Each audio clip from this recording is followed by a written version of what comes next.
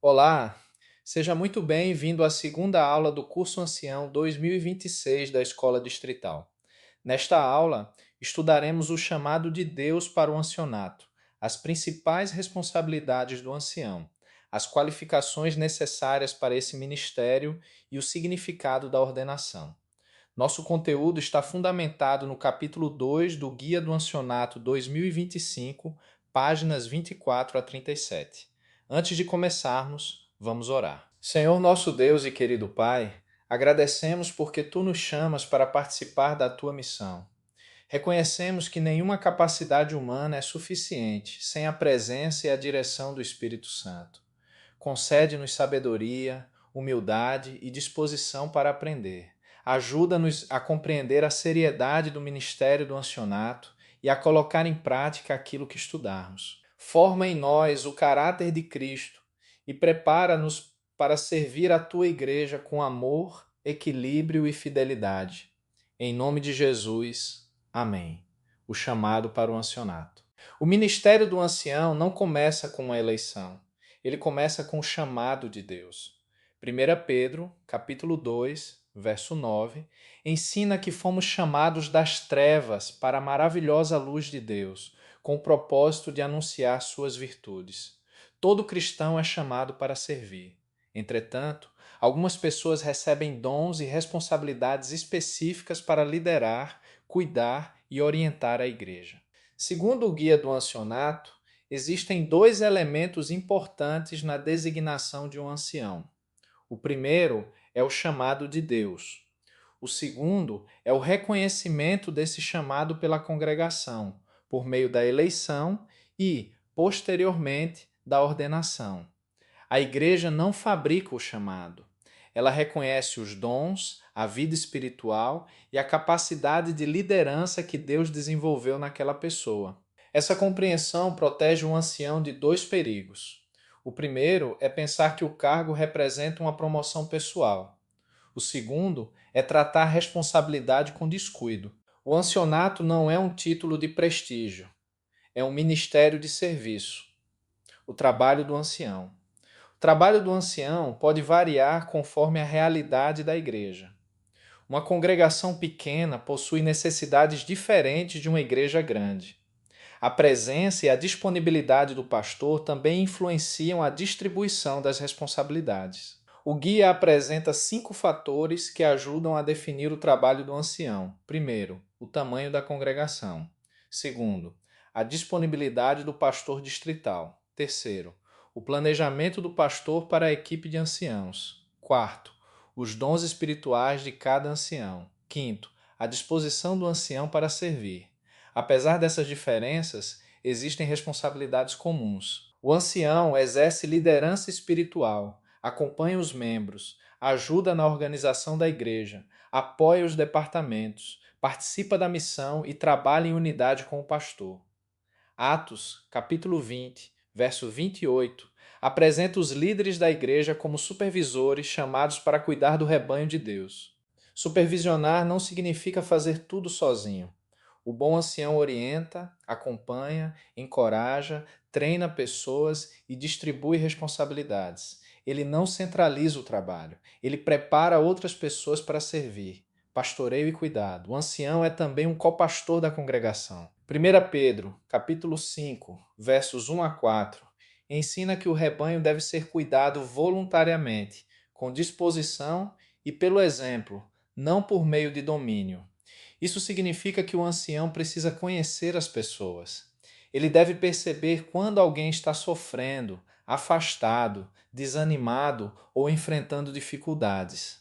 Seu trabalho inclui visitar, aconselhar, encorajar, orar pelos enfermos, acompanhar os novos membros e colaborar na preparação de candidatos ao batismo. O ancião não deve enxergar apenas programas, reuniões e números. Ele precisa enxergar pessoas. Cada membro possui uma história, uma família, necessidades espirituais e desafios pessoais. Nas igrejas menores, o ancião normalmente assume responsabilidades mais amplas, sempre em harmonia com o pastor. Nas igrejas maiores, o trabalho costuma ser distribuído entre uma equipe. Nesse contexto, o primeiro ancião atua como colaborador mais próximo do pastor e ajuda a organizar as responsabilidades da equipe. As qualificações do ancião. A principal qualificação do ancião não é saber falar bem em público. A capacidade de pregar é importante, mas não substitui uma vida consagrada. 1 Timóteo, capítulo 3, apresenta características como equilíbrio, hospitalidade, domínio próprio, disposição para ensinar e bom testemunho. Tito, capítulo 1, destaca que o líder deve ser sensato, justo, piedoso, disciplinado e apegado à palavra de Deus. O caráter sustenta o ministério. Uma pessoa pode ter grande capacidade de comunicação e, ainda assim, não estar preparada para cuidar da igreja. Comunhão com Cristo. Toda liderança espiritual começa na comunhão com Jesus.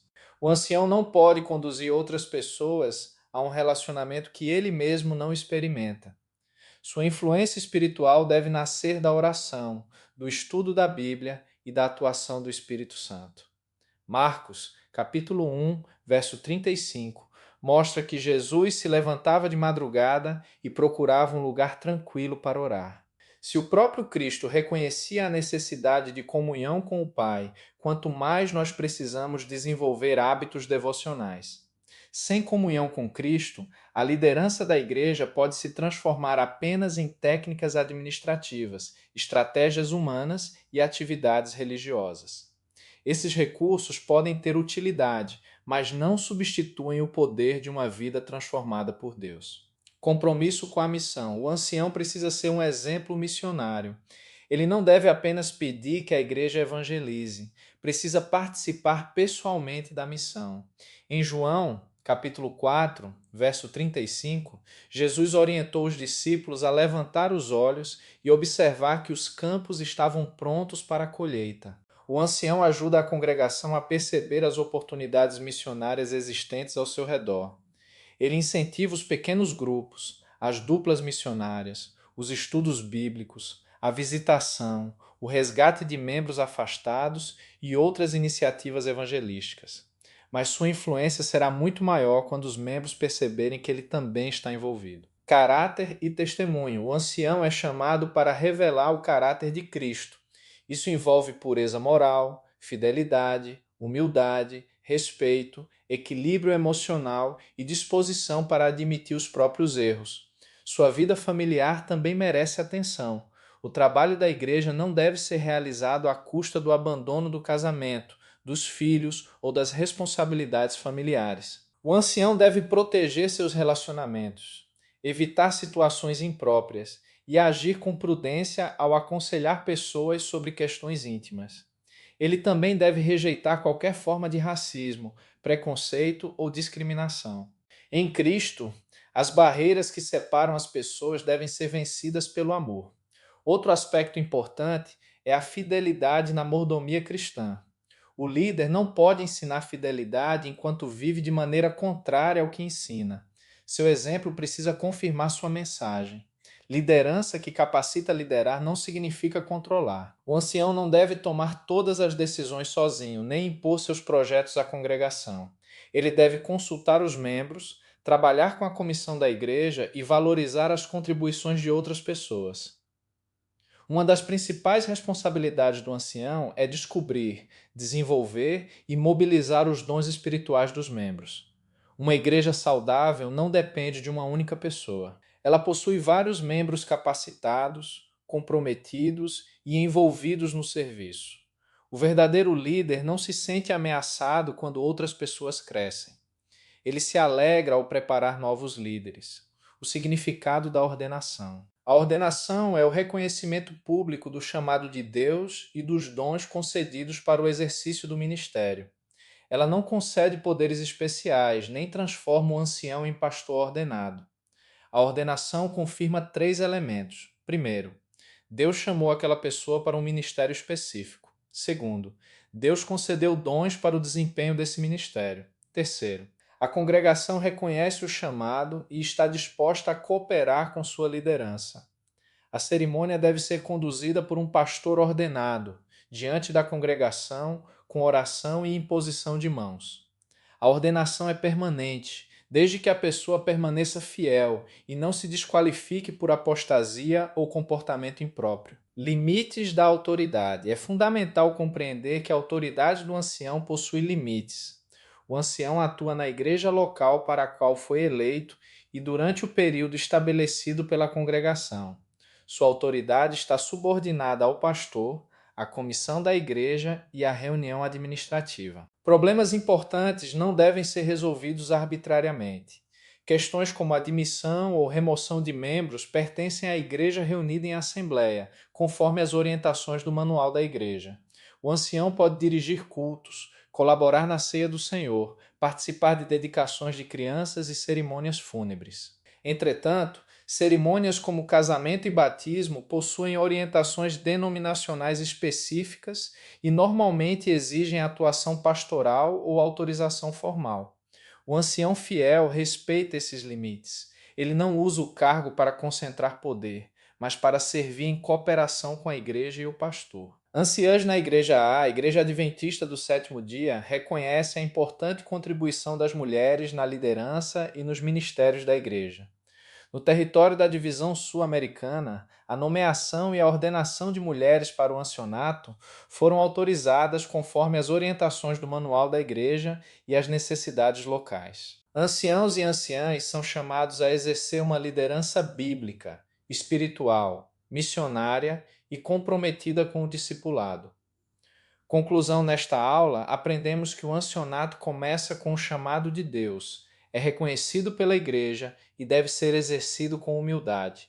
O ancião é chamado para pastorear, supervisionar, ensinar, capacitar pessoas e liderar a igreja na missão. Entretanto, nenhum trabalho substitui o caráter. A comunhão com Cristo, a vida familiar, a pureza moral, a fidelidade, o amor pelas pessoas e o respeito aos limites denominacionais são indispensáveis. Antes de encerrar, reflita: minha liderança está aproximando as pessoas de Cristo? Estou desenvolvendo outros líderes ou centralizando responsabilidades? Minha vida pessoal confirma aquilo que ensino publicamente? Agora vamos orar. Querido Deus, agradecemos pelo chamado para servir a tua igreja. Ajuda cada ancião e cada anciã a desenvolver uma comunhão profunda com Cristo. Concede-nos caráter, equilíbrio, sabedoria e amor pelas pessoas. Protege nossas famílias, fortalece nossa vida espiritual e ensina-nos a liderar pelo exemplo. Livra-nos do orgulho, da centralização e do uso incorreto da autoridade. Dá-nos humildade para trabalhar em unidade com o pastor, com a comissão e com toda a congregação. Capacita-nos por meio do Espírito Santo para cuidar do rebanho, desenvolver novos líderes e conduzir a igreja no cumprimento da missão. Em nome de Jesus, amém. Agora, leia as páginas 24 a 37 do Guia do Ancianato, anote suas dúvidas e responda ao questionário da aula 2 na Escola Distrital. Você deverá alcançar a nota mínima 7 para avançar. Caso seja necessário, poderá revisar o conteúdo e responder novamente. Nos encontramos na próxima aula. Escola Distrital. Formação Bíblica para a Missão. Aprenda, pratique, compartilhe.